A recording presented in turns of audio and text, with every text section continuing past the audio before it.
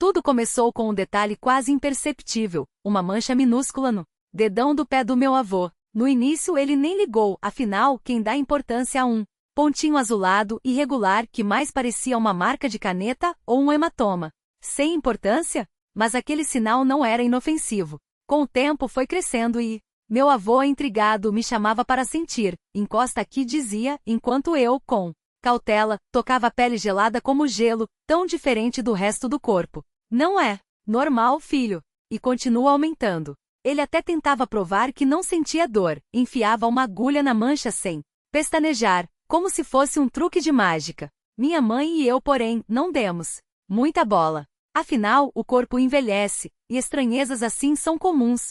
Só uma pessoa se interessou de verdade, Dona Valquíria, nossa vizinha. Todos os dias, sob o pretexto de tomar chá, ela aparecia para examinar o pé do vovô com uma curiosidade que beirava a fascinação. Coitado, sozinho depois que a esposa faleceu. Mas Tibê, inventando coisa para chamar atenção, comentava, enquanto massageava o dedão inchado. Meu avô só sorria, ciente de que, no fundo, ela gostava da companhia. Ah, Valquíria, você sabe que adoro uma prosa. Mas essa mancha não é brincadeira não. E não era. Em 2 semanas, o dedão inteiro escureceu, perdendo a sensibilidade. Levamos o vovô a médicos que encolhiam os ombros, circulação ruim, coisa da idade. Ele, teimoso, recorreu a remédios caseiros, vinagre e banhos quentes. Compressas de urtiga, nada adiantou. O segundo dedão começou a azular e as dores se tornaram insuportáveis. Queima como fogo, gemia ao telefone, enquanto a perna inteira perdia a mobilidade. Até que uma madrugada ligou desesperado, gritando de dor. O diagnóstico? Nada. Exames impecáveis, mas a perna já estava roxa. Até o tornozelo, e no outro pé, a mesma mancha sinistra aparecia. Não sinto mais as pernas, repetia, enquanto os médicos tentavam colocá-lo de pé, e ele despencava como um boneco de pano. É como se tivesse gelo derretendo dentro dos ossos, mole, sem forma. Quando a gangrena subiu além dos joelhos, não houve escolha, amputaram. Minha mãe e eu nos mudamos para o interior, determinados a cuidar dele. Dona Valquíria se ofereceu, deixa comigo o menino. Sua mãe precisa ficar com o Yuri na cidade, escola, amigos. Mas minha mãe foi firme. Filho cuida de pai. Eu cuido do meu. Os dias se arrastavam. Minha mãe reorganizou a casa, colocou uma cama hospitalar no quarto do vovô e dormia no sofá velho, ao lado dele, pronta para qualquer emergência. Mas quem precisaria de ajuda era ela. Você tá pálida, mãe. Não dorme? É só cansaço, filho. A cabeça lateja um pouco. Até que um dia seu rosto incharam. O olho esquerdo vermelho, a bochecha deformada. É o dente, deve ter inflamado. Mentia, enquanto a dor irradiava pela cabeça. Vamos ao médico, agora. Insisti. Amanhã eu vou, prometeu, mas à noite a febre subiu. O olho parecia prestes a estourar. Não olha pra mim. Tô horrível, escondeu o rosto. Acordei com seus soluços abafados. No quarto, ela se contorcia no sofá gemendo. Meu avô, desesperado, tentava acordá-la. Maria, Maria. Toquei seu ombro e ela se debateu como se queimasse. Quando vi seus cabelos, metade havia ficado na fronha e mechas irregulares, como se algo os tivesse arrancado. A pele do lado esquerdo do rosto estava coberta de bolhas e os dentes, alguns caíram, espalhados entre os fios de sangue na almofada. Gritei. Ela também. De terror. A ambulância a levou ainda naquela noite. Fiquei com o vovô. Com 12 anos me achei capaz de cuidar dele até tudo se resolver. Seu pai tá com sua mãe na cidade. Alguém precisa ficar aqui, justifiquei, enquanto servia o café da manhã. Foi então que notei a fronha, manchas rosadas de sangue misturado à saliva, fios de cabelo e meu estômago revirou, 2 dentes. Dentes da minha mãe. Uma cuidadora local chegou para ajudar. Ao ver a fronha, ficou pálida. Que desgraça! Seu Antônio. Primeiro a senhora, depois o senhor, agora a moça. Meu avô suspirou. Parece maldição. Minha mulher morreu de câncer em semanas, me tiraram as pernas. E agora isso com minha filha. Os médicos tão perdidos, dizem que nunca viram um caso assim. Metade do rosto dela tá como se tivesse sido queimada por dentro. A cuidadora, em silêncio, foi até o armário e voltou com luvas grossas de solda e uma tesoura enorme. Cortou a fronha metodicamente, sacudindo as penas verdes com um cheiro estranho, ácido. Depois, rasgou o estofado do sofá onde o vovô costumava apoiar as pernas. O senhor dormia aqui quando a mancha apareceu? Ele assentiu. Ela revirou a espuma até encontrar algo, um saquinho preto escondido nas entranhas do móvel. Aí está, murmurou, envolto em pavor. O que é isso? Perguntei. Ela não respondeu. Seus olhos estavam arregalados, fixos no vazio, enquanto um zumbido agudo começava a preencher meus ouvidos. Um guincho metálico rasgou o ar, e a sala pareceu se contorcer ao meu redor, como se as paredes respirassem. Me joguei para o lado, desorientado, enquanto o mundo girava em tons de vermelho. Acordamos quase ao mesmo tempo, eu, a cuidadora e o vovô, que ainda jazia inconsciente no chão, com um filete escuro escorrendo de seu nariz. Vocês estão sangrando, gritei, apontando para o vestido dela, manchas escarlate se espalhando como tinta derramada. Ela passou os dedos pelos olhos, indiferente, e respondeu com uma calma que gelou minha espinha. Você também. Baixei a vista. Minha camiseta estava encharcada, pesada, como se tivesse sido mergulhada em balde de ferrugem. O vovô gemia, ainda atordoado, enquanto a mulher murmurava algo sobre Portia. Forte, uma palavra que soou como uma maldição. Enquanto eu me arrastava até a pia para lavar o sangue das mãos, ela umedeceu um pano e começou a limpar o rosto do velho, sussurrando que era só um sangramento nasal, nada mais. Mas seus olhos, fixos na porta da cozinha, mentiam. Havia algo ali, algo que ela não queria nomear. De repente ela se endireitou, enxugou as mãos no avental sujo e pegou um par de tenazes de metal, daqueles usados para quebrar nozes. Olha só o que vou fazer, disse, acendendo o fogão com um estalo seco. Segurando o saquinho preto com as tenazes, através de uma luva grossa, ela o aproximou da chama. O cheiro foi o primeiro sinal, doce e podre ao mesmo tempo, como fruta apodrecendo sob o sol. Então, uma fumaça esverdeada começou a subir, espiralando pelo teto, e o saquinho estalou, soltando faíscas que pareciam vivas. Não tinham se passado nem 5 minutos quando os socos começaram. Igor Vyacheslaviche! Igor Vyacheslaviche! A voz da tia Valha, nossa vizinha de sempre, ecoava do lado de fora, aguda e desesperada. Quem está aí com vocês nesse porão? Abram, pelo amor de Deus! A cuidadora pressionou um dedo nos lábios, os olhos arregalados. Os punhos bateram mais forte. Masha! Ilyusha! Deixem-me entrar. Então veio o som de unhas arranhando a madeira da porta, seguido por um grito gutural, tão humano e tão desumano ao mesmo tempo, que meu estômago se revirou. Corri até a janela. Lá fora, tia Valha se debatia no chão, enrolada como um feto, as mãos cravadas na barriga, os dentes rangendo. Quem está ajudando vocês? Quem está ajudando vocês? Ela berrava, enquanto uma fumaça negra saía de sua boca, como se algo dentro dela estivesse queimando. Quando a ambulância finalmente chegou, já era tarde. O laudo diria depois que seus órgãos internos haviam derretido, embora a pele permanecesse intacta, e em seu estômago encontraram um pequeno saquinho preto, idêntico ao que ardia em nossas mãos. Havia dias assim, dias em que o ar pesava como chumbo e as sombras se moviam, quando ninguém olhava. Os adultos os reconheciam por sinais que eu não entendia. Um cheiro no vento, o modo como os pássaros calavam de repente, a maneira como a luz do sol parecia errada, como se filtrada por algo sujo. Nessas noites, a família se reunia à força. O vovô e meu pai arrastavam o tabuleiro de xadrez, as damas, o loto, enquanto minha mãe e a avó cozinhavam pratos que cheiravam à infância, mas cujos sabores se perdiam na garganta. Comíamos debaixo da cerejeira, rindo alto demais, falando rápido demais, como se o barulho pudesse afugentar aquilo que espreitava do lado de fora. Mas ninguém se enganava. Os sorrisos eram esticados, os olhos vidrados. Meu pai contava piadas que ninguém achava graça. Minha avó cortava o pão com mãos trêmulas, e quando precisavam sair porque só de carro era seguro, preparavam-se como para uma guerra, portas trancadas, janelas vedadas, um silêncio tenso que durava até o motor ligar. Eu odiava aqueles dias.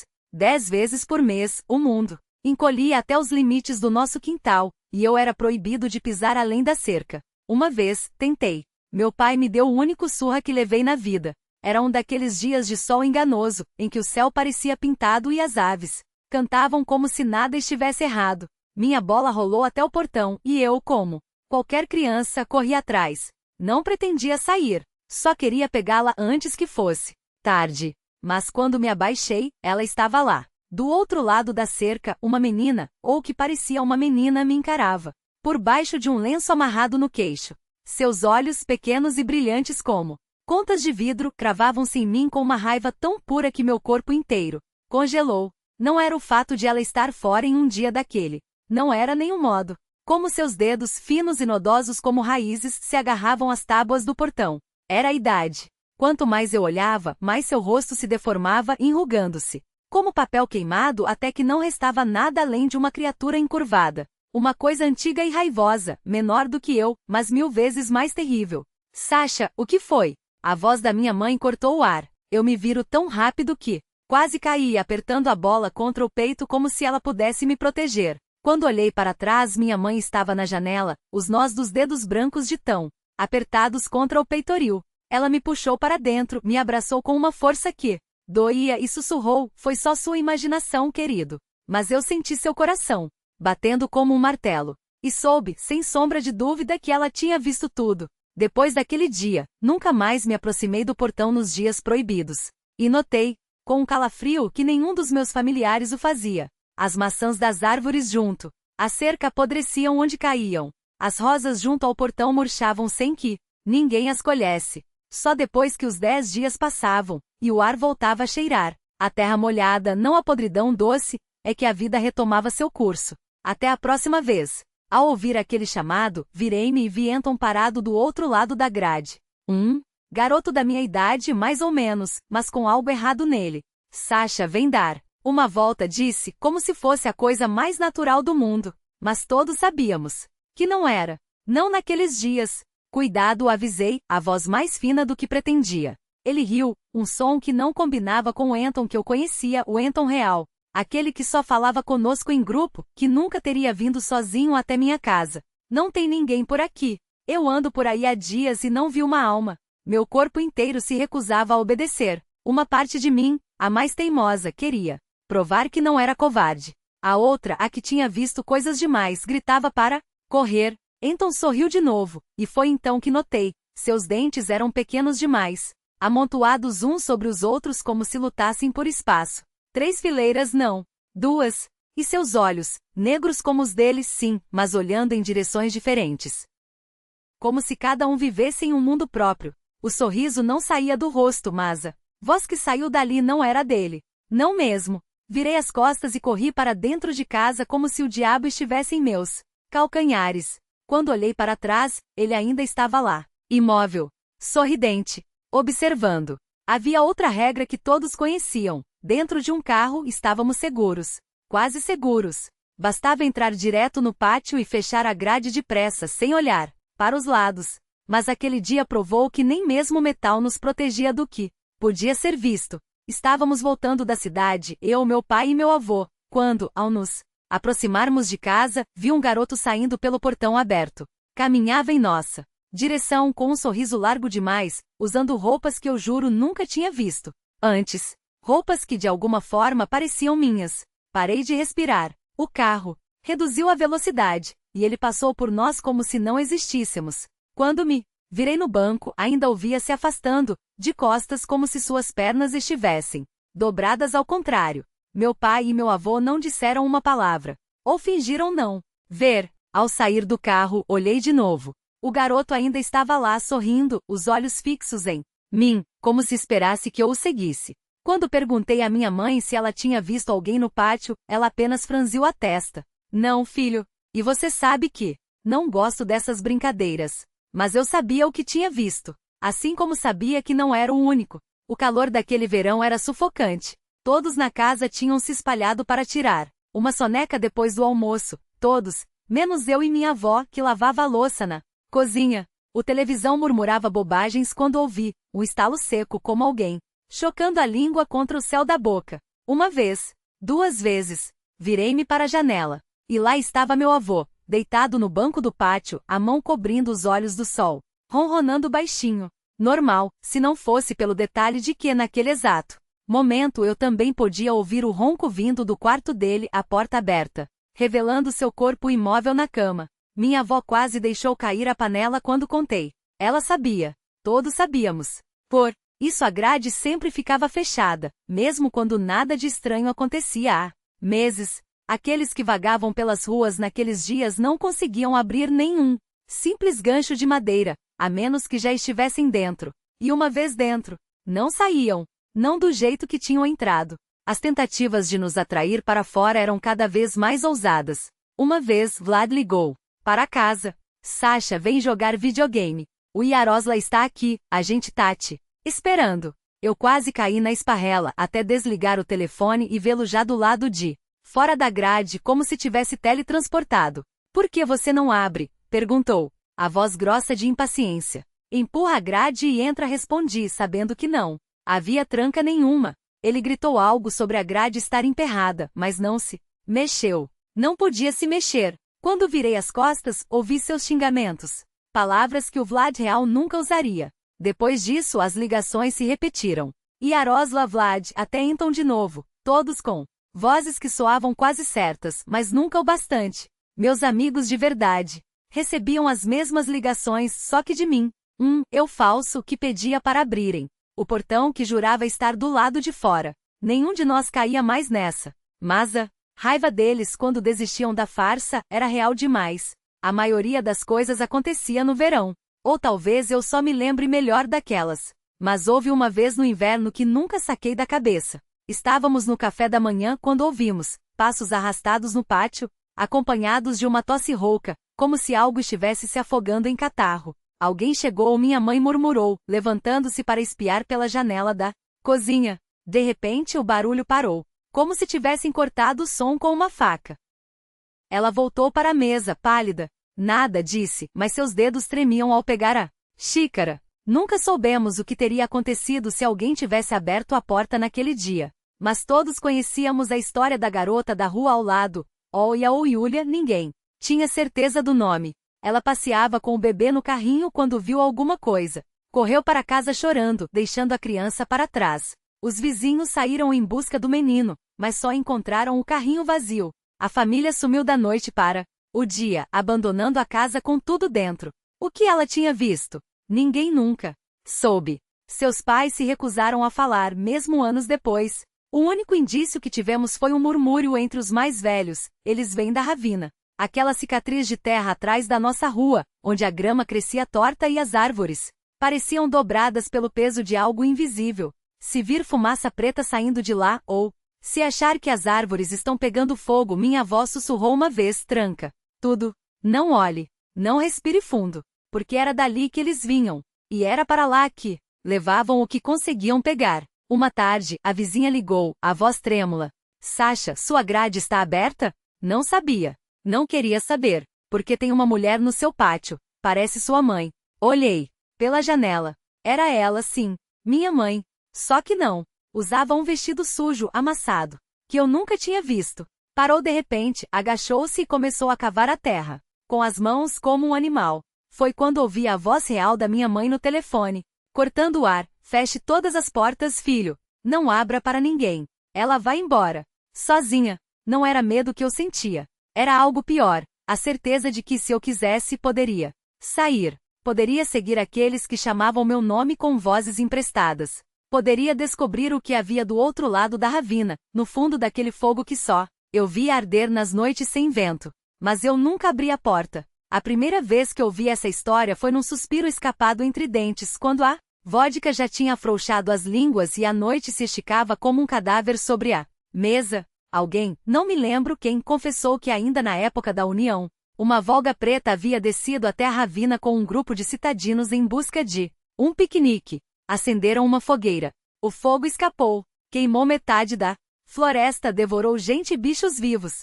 Desde então a ravina arde em intervalos como uma chaga que não fecha. E a Volga? A Volga ainda roda pelo vilarejo, vazia, sem motorista, como se procurasse algo ou alguém que nunca mais voltará. Por um tempo, tudo pareceu acalmar. As crianças brincavam nas ruas sem que ninguém as chamasse do além. Eu, Vladik e Yaroslaz até ousamos descer até a ravina, mas não havia nada além de cinzas e um silêncio espesso, como se o ar ali ainda guardasse o formato dos gritos. Os adultos murmuravam que aquilo tinha acabado. Até que a Volga preta, numa noite de verão, acelerou direto para um grupo de meninos jogando bola. 2 não se levantaram. O carro sumiu como se o asfalto tivesse engolido.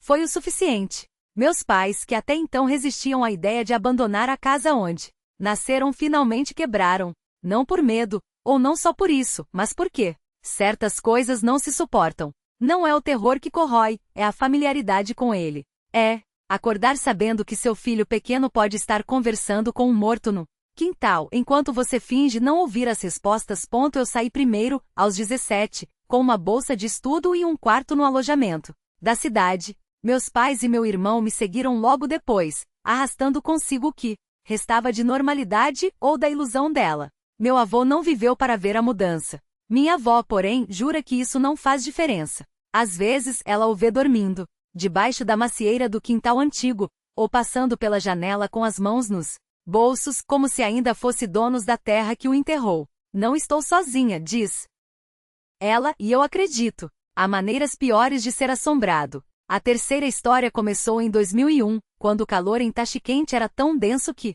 parecia que Deus havia deixado o forno ligado e esquecido de nós. Eu e Slavik, suados e meio loucos de tanto correr atrás de documentos para a faculdade, decidimos que não voltaríamos para casa naquele dia. Fica na casa do meu tio, ofereceu Slavik como se fosse a coisa mais natural do mundo. Ele é esquisito, mas não morde. Só não mexe no gato. O tio Grisha nos recebeu com um abraço de urso e um sorriso que mostrava dentes amarelos de nicotina. Fiquem quanto tempo quiserem, disse, enquanto um monstro peludo e preto, o talco, se esfregava em nossas pernas como se quisesse marcar território. A única coisa estranha no apartamento, além do gato que ronronava como um motor diesel, eram as ícones religiosas penduradas em cada parede e, acima da cama do tio Grisha, uma espada. Não uma espada qualquer, uma coisa pesada, de lâmina grossa e não afiada, mas com uma ponta feita de algum metal cinzento que brilhava como osso sob a luz fraca.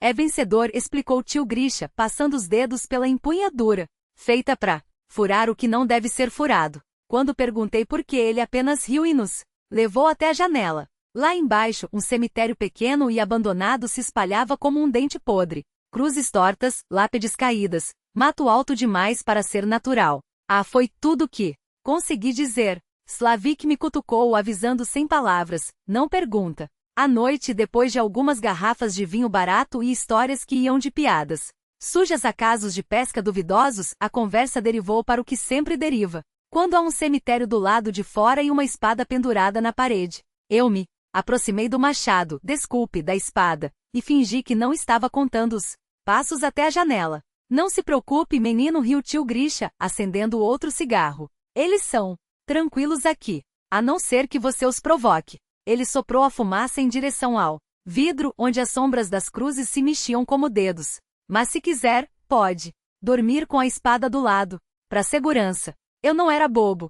Sabia que segurança, naquele contexto, era apenas outra palavra para ilusionismo. Mas quando as histórias do tio Grisha começaram, e elas sempre começavam depois do terceiro copo, até o sétimo mais endurecido se pegaria ouvindo. Foi em 73, disse ele, a voz arrastando as sílabas como se puxasse algo pesado do fundo da memória. Eu tinha acabado de voltar do exército. Bonito, forte, as mulheres me olhavam na rua. Ele riu, mas não havia alegria naquele som. Trabalhava na fábrica de aviões. Morava com minha mãe perto do zoológico velho, não esse novo, cheio de plástico, mas o de verdade, onde os animais cheiravam a sangue e terra. Tio Grisha tomava um gole longo, como se precisasse de coragem para continuar. Toda noite eu corria. Não por esporte não. Por costume. Por necessidade. Até que, uma noite na Alameda perto da roça, vi o Alizer, bom rapaz, filho de professores, passeando com o cachorro. Um boxer enorme, daqueles que babam e rosnam só de te olhar. Ele esmagou a ponta do cigarro no cinzeiro, e por um segundo, a sala ficou tão silenciosa que dá para ouvir o próprio coração. De repente um grito. Não um grito. Um uivo. Uma mulher, lá no mato, chamando por ajuda. Mas não era medo na voz dela. Era outra coisa. Seus olhos, antes turvos de álcool, agora brilhavam como se revivessem a cena. Nós corremos. O cachorro do Alizer arrebentou a coleira e saiu na frente. Quando o alcançamos, o bicho estava parado, os pelos erguidos, babando, olhando para um ponto no chão como se visse o inferno. Ele fez uma pausa, engoliu em seco. A terra respirava. 2 montes como se algo estivesse tentando sair de baixo. Rachados. úmidos. E o cheiro, meninos? Tio Grisha passou a mão pelo rosto, como se pudesse apagar a memória do tato. Não era podridão. Não era sangue. Era algo antigo. O gato Co levantou-se de repente, as orelhas erguidas, os olhos fixos na janela. Lá fora, entre as cruzes, uma sombra se moveu. Ou talvez tenha sido só o vento. O silêncio que veio depois foi pior que qualquer grito. Um silêncio grosso, como se o próprio ar tivesse engolido a voz. Senti algo rastejar na minha nuca, não o vento. Não um inseto, algo mais. E então ouvi os dentes de Aliosh batendo, um clique seco. Descompassado, como se sua mandíbula tremesse além do controle. O PS estava petrificado, uma estátua de músculos tensos, só a crina erguida na cernelha, tremeluzindo a luz trêmula da lanterna. Um rosnado baixo gutural brotava-lhe da garganta e entre os dentes escorria uma baba espessa que pingava no chão com um som úmido ploc-ploc, como um relógio marcando o tempo até algo romper. A atmosfera na sala ficou tão densa que até o Slava e eu paramos de mastigar. Não, por falta de fome, o corpo recusa comida quando a alma pressente o perigo. Eu via tudo outra vez, a floresta escura, os galhos retorcidos como dedos de bruxa, o cão enraivecido, os dois homens paralisados diante daqueles montes que respiravam. Então o tio Grisha arfou como se alguém lhe tivesse apertado os pulmões. Naquele morro, ele apontou com um dedo trêmulo para um ponto vazio no ar, como se a memória fosse um mapa que só ele via. A terra se mexeu. Um bloco inteiro, preto, úmido, deslizou para baixo como se algo puxasse por baixo. Juro por tudo que é sagrado, meninos. Juro. Sua mão tremia tanto que a migalha de pão que segurou se esfarelou entre os dedos. E foi então que, do buraco negro que se abriu, eles nos olharam. Dois olhos, grandes, vermelhos, não como brasas, pior, como se alguém tivesse rasgado a escuridão e colado ali dois pedaços de carne viva, brilhantes, úmidos, refletindo a luz da lanterna como espelhos distorcidos. Não piscavam, não se moviam, nos fitavam. Não era curiosidade, não era raiva, era algo que não tem nome, algo que olha pra você e sabe que você é apenas carne, apenas osso, apenas um saco de medo com pernas trêmulas. O PS foi o primeiro a quebrar. Um uivo agudo, desumano, rasgou a noite e ele disparou como uma bala em direção à alameda, as patas levantando terra. Não, precisamos de ordem. Corremos. O ar queimava nos pulmões, a dor no fígado era um punhal a cada passo, mas o verdadeiro terror não estava atrás, estava dentro, na certeza de que se olhássemos para trás, aquilo estaria lá, sorrindo com uma boca cheia de dentes que não eram de nenhum animal conhecido. Quando paramos ofegantes, o tio Grisha não disse nada. Só serviu 3 copos. Derramou a vodka com mãos que ainda tremiam e engoliu a sua de um gole, sem brinde, sem cerimônia. O líquido queimou, mas não o suficiente para apagar o que tínhamos visto nos seus olhos, um homem que carregava um segredo podre há décadas. E daí? Slava perguntou, a voz rouca, cujos olhos eram aqueles? E a mulher? A que desapareceu? O tio Grisha esmagou o cigarro no cinzeiro com mais força que o necessário. Uma sombra passou pelo seu rosto, tão rápida quanto a coisa que vira na floresta. Não sei, resmungou. E não quero saber. Passaram-se anos. Anos em que combinamos com Aliosh que, aliás, nunca mais pisou naquela alameda, não contar essa história a ninguém. Quem ia acreditar? Eu, mesmo não acreditaria se não tivesse sentido o cheiro daquela terra, ouvido o rosnado do PS, visto os olhos vermelhos brilhando como faróis do inferno. Mas vocês também não vão acreditar, não é? Ele riu, um som seco, sem alegria.